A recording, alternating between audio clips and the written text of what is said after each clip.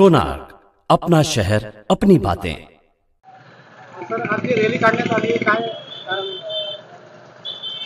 सर्वप्रथम आपल्या चॅनलच्या माध्यमातून सगळ्यांना जय भीम करतो। आजची ही रॅली जी आहे बहुजन समाज पक्षाच्या वतीनं या ठिकाणी ही रॅली कल्याण लोकसभा अंतर्गत रॅलीचं आयोजन करण्यात आलेलं आहे। ही रॅली आपल्याला माहिती आहे की संविधान बचाव संकल्प यात्रा म्हणून आपण काढलेली आहे। संपूर्ण विधानसभे संपूर्ण लोकसभेमध्ये रॅली जाऊन आलेली आहे। कल्याण, डोंबिवली, दिवा आणि आज उल्हासनगर शहरामध्ये या ठिकाणी या रॅलीचं आयोजन करण्यात आलेलं आहे। आपल्याला माहिती आहे की काँग्रेस आणि बीजेपी या दोन्ही राष्ट्रीय पक्षांनी आजपर्यंत या देशाला कुठेतरी दगा दिल्यासारखं किंवा या देशाची उन्नती कुठे न करण्यासारखं काम केलेलं आहे।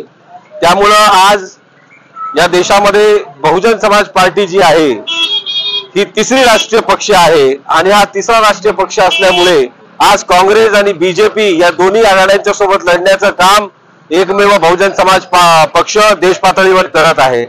आज शिक्षणाच्या बाबतीत, रोजगाराच्या बाबतीत, त्यानंतर स्वास्थ्याच्या बाबतीत, आरोग्याच्या बाबतीत आणि अनेक विषय आहेत। अशा विषयांमध्ये या ठिकाणी आपण पाहिलं असेल की काँग्रेस सत्तेत होती तेव्हा काँग्रेसनी काही केलं नाही आणि बीजेपी सत्तेत आहे तर बीजेपीने काही केलं नाही। आणि सर्वात मोठं काँग्रेस त्यावेळेसही संविधानाला विरोधच करत होती आणि आजही बीजेपी संविधानाला विरोधात भूमिका घेत आहे।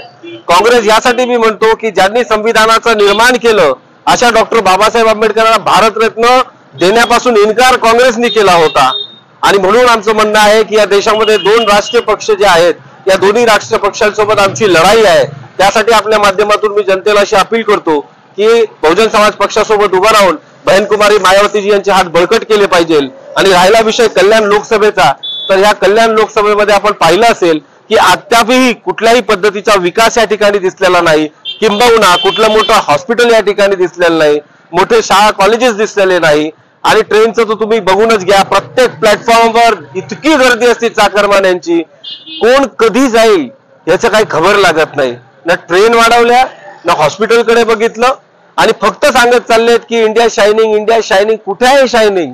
प्रॅक्टिकली जेव्हा जमिनीवर आपण बघतो हकीकत जी आहे या ठिकाणी सर्वसामान्य जो आहे हा त्रस्त झालेला आहे, त्याच्या आयुष्यामध्ये कुठलाच बदल झालेला नाही।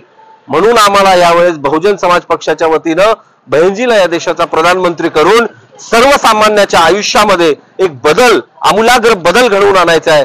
त्याकरता या रॅलीच्या माध्यमातून आम्ही जनजागृती करणार आहोत आणि मतदारांपर्यंत पोहोचून त्यांना आम्ही सांगणार आहोत की आता तरी आपण डोळे उघडले पाहिजे आणि या देशाला जर वाचवायचं असेल तर बहनकुमारी मायावतीजी यांचे हात बळकट केले पाहिजे।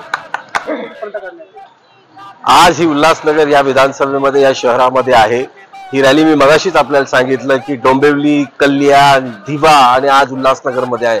तर ही सुभाष टिकळी या ठिकाणी या परिसरातून सुरुवात होत आहे आणि हिची समाप्ती जी आहे ही त्या ठिकाणी पश्चिमेकडे 1 नंबर, 2 नंबर, 3 नंबर जे आहे तिकडे होईल आणि ज्याची सांगता जी आहे ही चोपडा कोर्ट इथे बाबासाहेबांचा जो पुतळा आहे त्या ठिकाणी याची सांगता आम्ही करणार आहोत।